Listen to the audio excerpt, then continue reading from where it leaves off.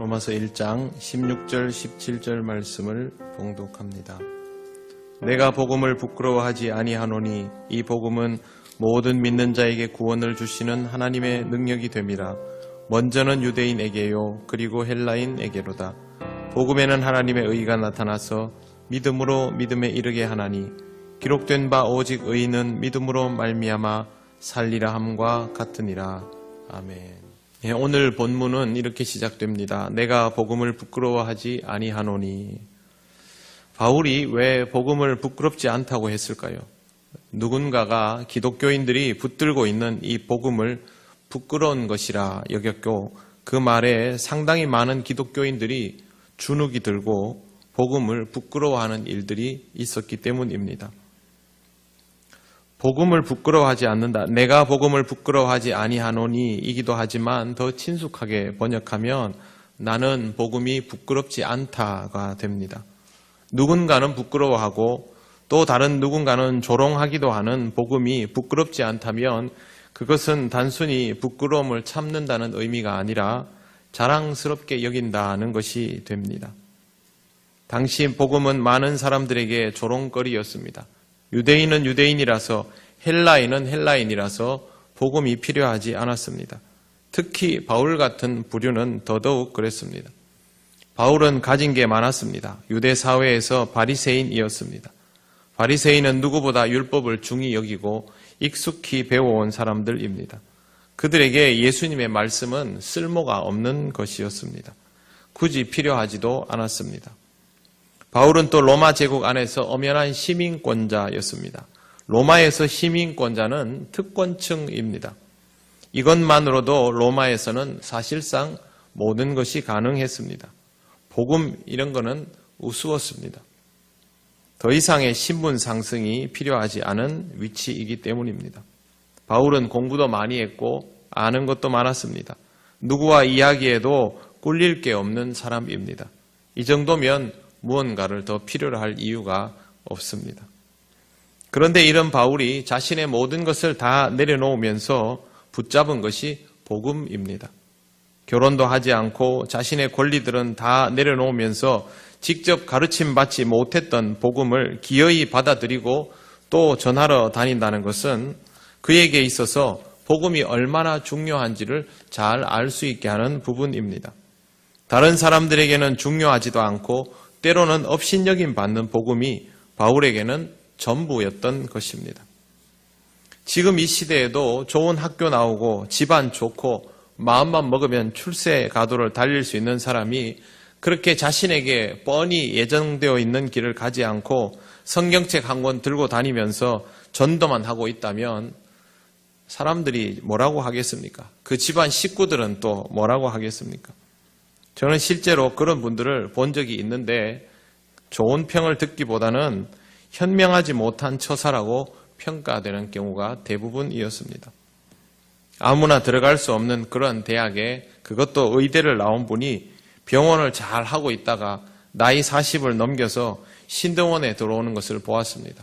들어와가지고 온갖 어려움을 겪으면서 공부하고 교육전도사하고 전도사하고 부목사하고 선교사 나가서 의료 선교하고 있습니다. 대학 교수를 하다가 신대원에 들어와서 시골 교회에 가서 사역을 하는 분을 본 적도 있고 대기업에서 직장 생활 잘 하다가 갑자기 자기가 다니던 교회에 안수집사로 있다가 신대원에 와서 다시 그 교회에 교육전도사로 가가지고 설교 잘 못한다고 아이들한테 그런 소리 듣는 것도 본 적이 있습니다. 학교에서 그런 분들을 보면 이런 이야기들을 했습니다. 왜 신학교를 왔지? 그렇게 돈 잘 벌다가 이제 돈 한 푼도 못 벌면 앞으로 어떻게 하려고? 그동안의 생활이 익숙해져 있는데 왜 신학교에 왔지? 신학생들 사이에서 이런 말을 주고받을 정도면 당사자 주변에 있는 사람들은 그런 얘기 더 했을 겁니다. 가족들끼리도 아마 힘든 이야기들을 주고받았을지도 모릅니다. 그런데 바울이 딱 이런 삶을 살았습니다. 그렇기 때문에 바울을 보면 사람들이 이런저런 말을 했을 것이다 라는 추측을 하는 데는 조금도 어려움이 없습니다. 분명히 주변에서 이렇게 말했을 겁니다. 저 사람 예수 때문에 정신 나갔다. 자기가 그렇게 비판하던 그 예수를 믿고 복음이라는 것을 받아들이면서 인생을 망쳤다. 그렇게 말하는 사람들 앞에서, 그런 시선을 주는 사람들 앞에서 바울은 스스로 주눅들지 않고 자신의 삶의 이유가 된 복음을 부끄러워하지 않고 자랑스럽게 여긴다라고 당당하게 말하고 있습니다. 바울은 왜 이런 말을 할 수 있었을까요?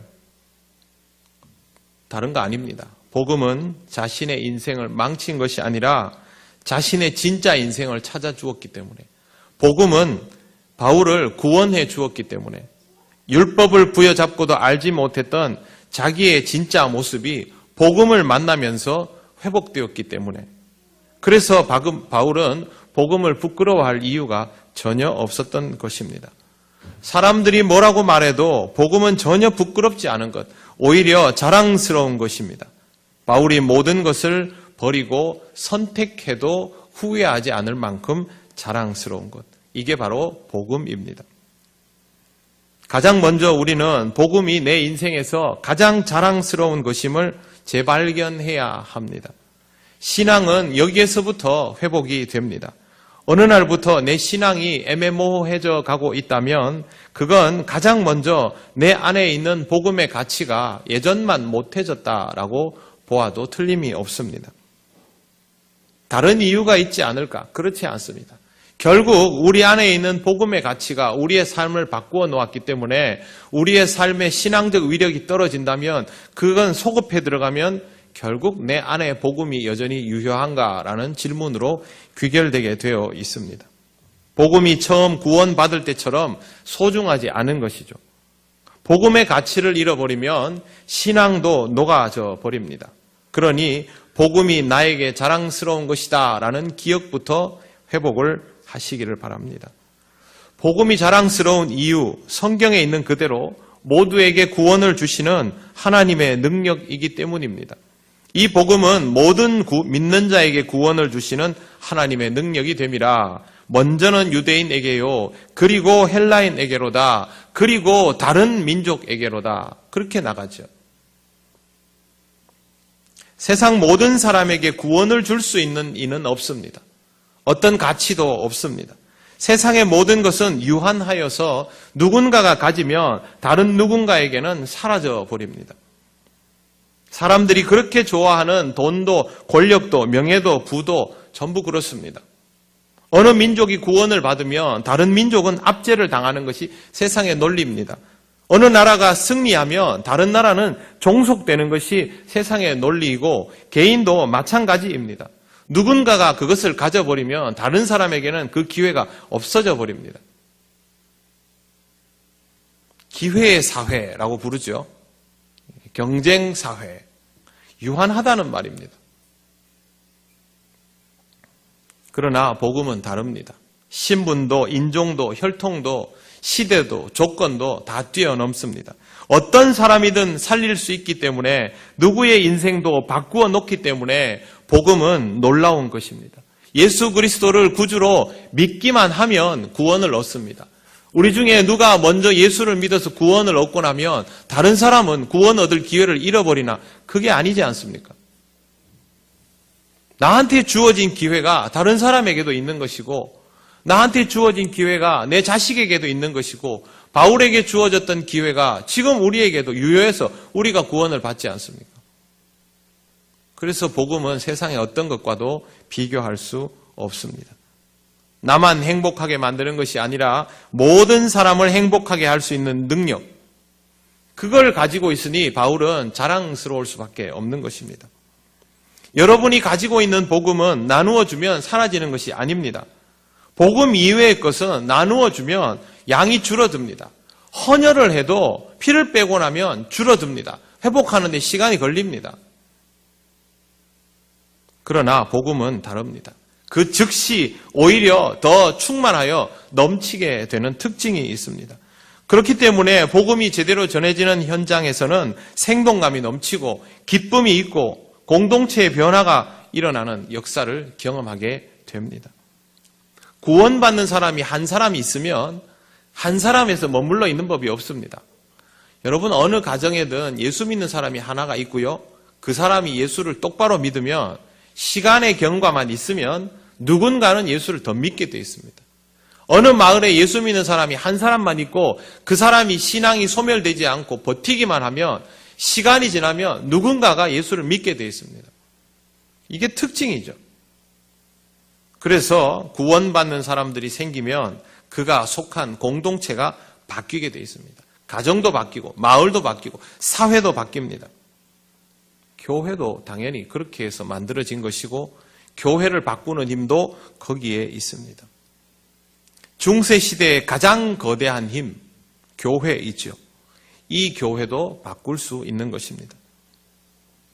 뒤집어서 말하면 부패한 교회를 바꿀 수 있는 능력은 결국 어디에서 나오느냐? 복음에서 나옵니다.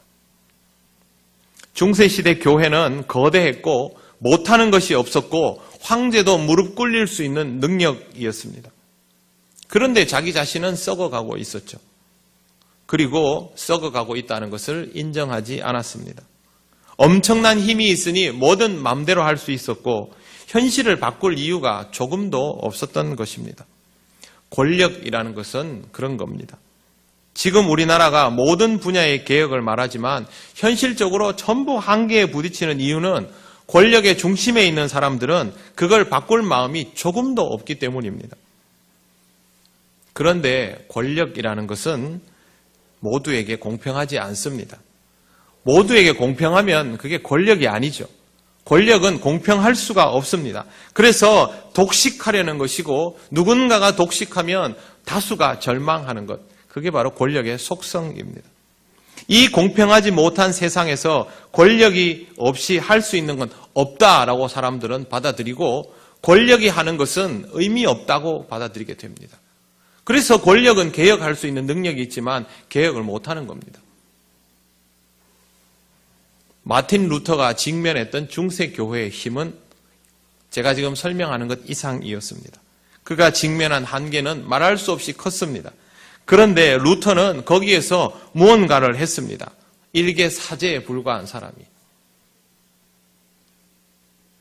우리나라에서 목사님 한 명이 뭘 하면 그게 효과가 있겠습니까? 중세 유럽 전체는요. 불가능한 일입니다. 그런데 루터가 한 일은 말씀을 읽는 것이었습니다. 가장 무기력한 순간에 하나님의 말씀으로 되돌아갔고 거기에서 루터는 다시 믿음의 불을 지필 수 있게 됐습니다. 종교개혁자 마틴 루터가 성경의 어떤 부분보다 바울이 오늘 로마 교회에 쓴 편지에 이 본문에 더 집중했던 이유는 그가 다 잃어도 그에게 있어서 아무것도 없어도 복음이 있다는 것을 알았기 때문입니다. 바울처럼 자신에게 여전히 복음이 있음을 보았기 때문입니다. 아무것도 없지만 자랑할 만한 것도 없지만 내가 속하여 있는 교회도 부끄럽지만 나도 그 부끄러운 성직자 중에 한 사람이지만 그러나 복음은 있다는 말입니다. 그게 자신에게 가장 귀한 것이었고 자기 자신을 지킬 수 있는 힘임을 알았습니다. 세상을 바꿀 힘은 없지만 교회를 바꿀 힘은 없지만 자기 자신을 지킬 힘은 있었던 것이죠. 루터에게 믿음이 회복된 말씀, 복음에는 하나님의 의가 나타나서 믿음으로 믿음에 이르게 하나니 기록된 바 오직 의인은 믿음으로 말미암아 살리라 함과 같으니라. 여러분 루터의 마음을 이해하시겠습니까? 그렇다면 여러분의 마음에도 복음을 통하여 하나님의 의가 나타나는 사건이 일어나는 것을 믿음으로 경험하시기를 바랍니다. 믿음은 이럴 때 필요한 겁니다. 복음을 통하여 하나님의 의를 먼저 경험하시기 바랍니다. 믿음은 자연스럽게 회복될 것이고 믿음이 회복되지 못하고 우리가 주의 자녀로 할 수 있는 일이 하나도 없는데도 불구하고 믿음이 회복되는 거기에서부터 우리가 할 수 있는 일들, 해야 할 일들이 생깁니다. 그래서 믿음에서 믿음으로 이르게 하는 것입니다. 루터의 경무는 다른 사람의 마음에 불을 지폈습니다. 복음을 붙들고 자신을 지키려 한 사람이 한둘이 아니었던 것이죠. 그들은 모두 각자의 자리에서 움직이기 시작했고 그것이 개혁의 시작이었습니다. 굳이 루터가 아니더라도 복음은 어디에도 있을 수 있기 때문에 루터와 같은 마음으로 믿음이 회복되고 개혁의 불을 지핀 종교개혁가들이 곳곳에서 나왔습니다. 하나님의 의는 그렇게 말씀을 통하여 우리 가운데 드러나는 것입니다. 우리는 항상 역사 속에서 교훈을 얻습니다. 나라의 민주주의의 발전이 국가에 의해서 주도된 적이 있는지 한번 역사 속에서 잘 보십시오. 제도를 통하여 나라가 개혁된 적이 있는지 한번 보십시오. 없습니다. 그건 개혁이라는 이름은 붙어 있어도 실질적인 개혁이 되지 않습니다. 우리나라만 그런 것이 아니고 다른 나라도 다 마찬가지입니다. 권력을 가진 자는 스스로를 먼저 바꾸려 들지 않기 때문에 결국 그 개혁은 누군가를 향한 것이 되고 말죠. 나라가 바뀌려면 국민 한 사람의 마음에 개혁을 위한 소망이 살아있어야 하고 권력이 그것을 두려워할 때 용납하게 되는 것입니다. 지금 우리나라가 보수와 진보로 나뉘어져 있고 정치인들이 그것을 자꾸만 부추깁니다만 결국 이 나라가 바뀌려면 이념의 잣대가 아니라 현실 개혁의 잣대를 국민이 함께 공감할 수 있는 상황이 되도록 그렇게 해줘야 됩니다. 정치인들이 편을 가를 것이 아니라 민심을 모아서 정말 우리가 바꾸어야 할 것들이 무엇인가에 대한 공감대를 보수와 진보 상관없이 합의할 수 있도록 정치인들이 그 역할을 해야 됩니다. 그런데 편을 가르고 있죠.